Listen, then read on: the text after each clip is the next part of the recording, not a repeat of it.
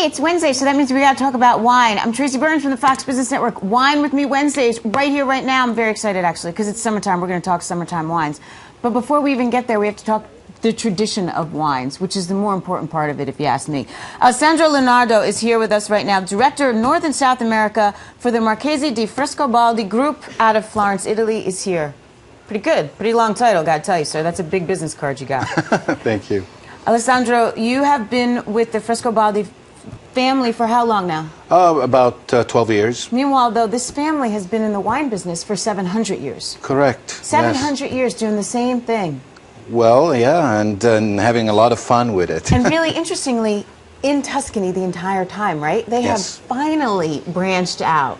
Yes, we have a little winery outside of Tuscany in the hills of Collio, which is in the northeast part of Italy, near the border with Slovenia. Right, so different terrain, different yes. weather, different everything. Correct. Different wine. Absolutely. What after 700 years made them finally decide to do this? Just helping a friend who was a friend of our emeritus chairman emeritus, and he had to pass on his business. He didn't have any siblings, and so we first helping sell a little bit his wines in Italy, then outside of Italy, and then we started helping him in the vineyards, and then finally acquired the estate when he passed. Let's talk then about, before we get to that wine and that vineyard, just the wine industry in general. What have you seen over the last couple of years? Because, man, the recession hit us.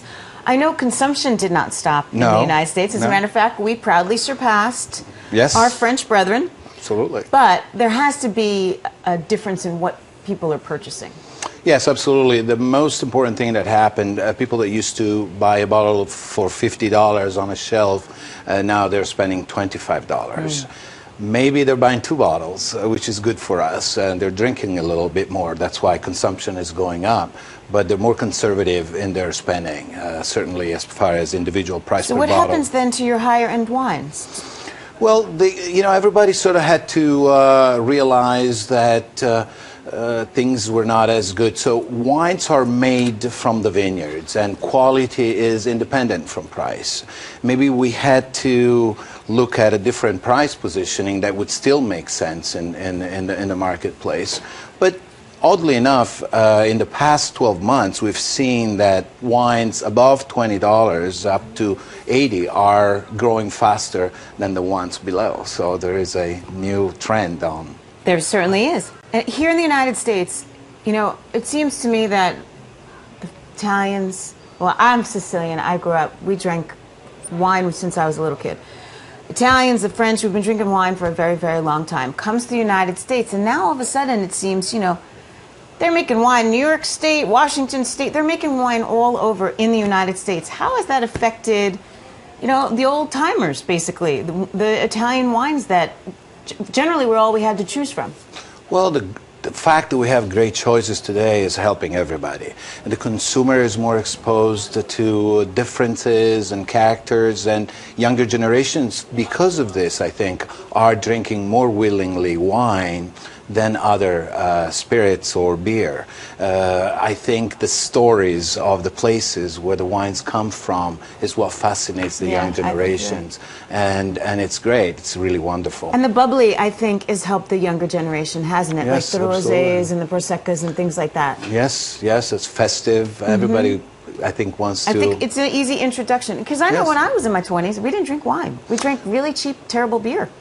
Yes, and wine today is providing enough diversification, enough opportunities to especially go out and have dinners, and the food and wine approach, matching wines with the right food or vice versa, is really helping everybody have a great time. It's fun. And I do think that the mystique is somewhat coming out of the wine industry. It used to be very scary, snobby world. Yes, still is in a little way. Right. There's so much information about wine and the places where wines are coming from that it's really difficult to simplify.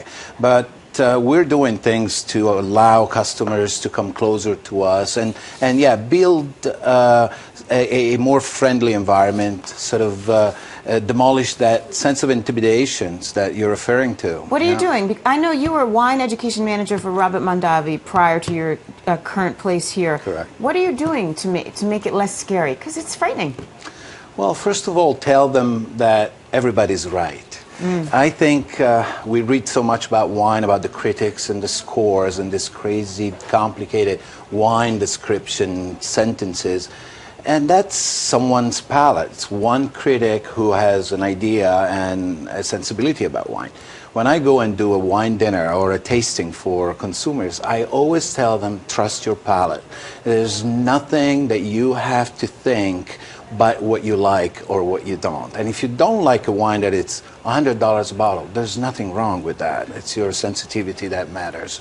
And I think, for example, at Frescobaldi, we developed a little app for the iPad and the iPhone, which is a simulator of a wine tasting. So people can go and open it, and they'll see a glass, and they'll see the wine being poured inside of the glass, and then they'll see some simple, easy descriptors that they can remember, and they'll probably feel more comfortable when they actually drink the wine. Yes, and while you're on the app, we should tell people where they could get it. At the website? Yes, correct. It's on the apps store on the iPhone. They can search for Frescobaldi. So, right, search Frescobaldi, and then you'll find the app at the App Store. Okay, and then, so now while we're talking about your palate, I'm presuming you brought us things that are very pleasing to yours. And so we have these three fabulous wines here. It's summertime, and I mentioned the bubblies. I think the bubblies are really fun in the summer. Oh, absolutely. And they're fun because they're refreshing. Yeah. In the summer, when there's heat outside and when you're eating certain type of foods, you want the most refreshing wines. The important thing there is the acidity and the fruit brightness in the wine. Okay, so tell us about what you brought. Well, we brought three wines. The first one is a Pinot Grigio, oddly enough, but it has a different color. It's copper. It's called Cupra Ramato, which means the coppery wine, and it's the most traditional form of Pinot Grigio. We all know this wine as being light and white. Really light. But this is Pinot Grigio is a grape variety, has a dark skin, grigio, so gray, and so there's pigments in the skin. When 50, 60 years ago, we didn't have the winemaking techniques that could separate the skin from the juice when you crush the grapes. There was always a little bit of skin contact, so those pigments ended up going into the juice and gave color to the wine. So we're reintroducing this traditional type of Pinot Grigio, which has a little bit of skin contact. So this is almost old school Pinot Grigio. It's definitely old school Pinot Grigio. I love it. I thought that was so interesting when I read that. I would have never in a million years thought it was, and you're right, Grigio is gray. I didn't even connect it. And this is very refreshing, has great acidity, but also the skin give a little extra flavor because all the flavor components in a grape reside in the skin.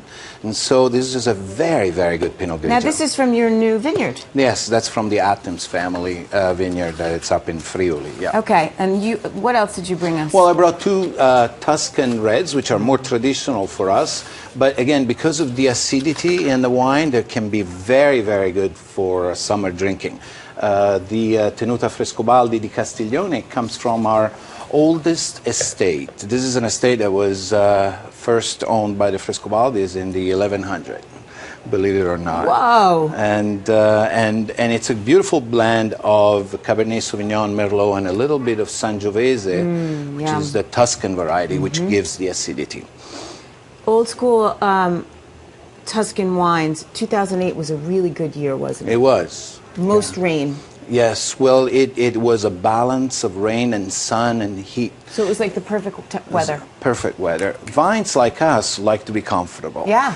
So and when they are comfortable, they produce wonderful fruit, which turns into great wines. And now this one, the other one you brought us too, is also 2008. Yes, and it's a Nipozzano. This is our most famous wine. It's a Chianti Rufina Riserva, which comes from the northeast of Italy, in the coolest part of Chianti. And so you have, when the vineyards are in a cooler climate, they tend to emphasize the aromas. So you have a beautiful floral bouquet in this wine and great spices, together with the structure and the acidity that makes this wine refreshing. You are so good at this. No wonder why you're a little wine educator. I could sit and listen to you all day. Well, thank you, Tracy. Well, and you have you're demystifying it, and I think that's very important, because when people try to tell you that you taste I don't know what, pears, and you're just Right. like, I don't taste pears. Yes. I don't even know what a pear tastes like some days. I mean, Alessandro, I think you're wonderful. Alessandro Tracy. Lunardi, Director of North and South America for the Marchesi di Frescobaldi Group. But you're in town, though. You're not from Florence. I live in New York. I live Where in New are you York from City. originally? From Florence. Very nice. I was born and raised there. Check out the website. All the wines are there. And, of course, make sure you go get the app, iTunes. Get it on your phone, on your iPad. Thank you so much, sir. Thank you, Tracy. It is so unfortunate I cannot drink on air at this fine channel I work, but I can't. Alessandro, on the other hand, always go drink it all when we're done. See you soon.